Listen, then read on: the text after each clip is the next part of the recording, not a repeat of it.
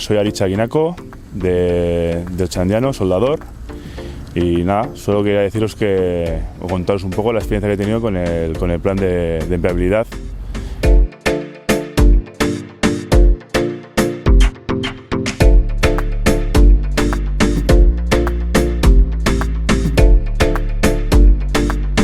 Pues nada, el proyecto de empleabilidad que ha sacado adelante el Grupo Ulma pues está dirigido a socios indefinidos menores de 50 años y en mi caso pues la experiencia fue bastante directa porque vinieron haciendo trabajo a comunicarnos cuál era la idea, nos presentaron bien cómo iban a ser los tiempos o más o menos los tiempos de que esperaban a sacarlo, cómo iban a hacer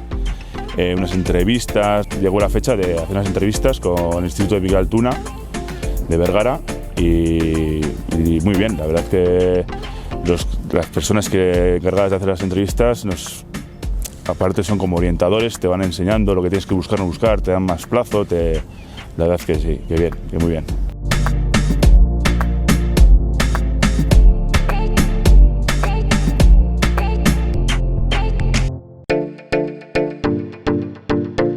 Mi caso ha sido muy sencillo porque me ha convalidado pues, todos mis cursos y toda mi experiencia laboral y realmente no he tenido que hacer gran cosa,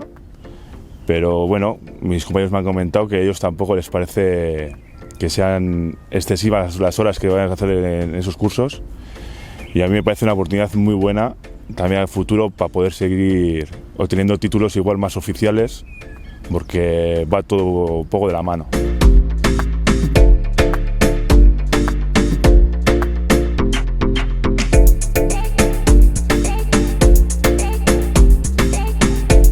Agradecer la iniciativa del Grupo Ulma por la oportunidad que me ha otorgado, ¿no? Pues bastante sencillo el poder sacar un título de soldador e incluso seguir o guiar un poco las pautas para poder seguir estudiando o seguir sacando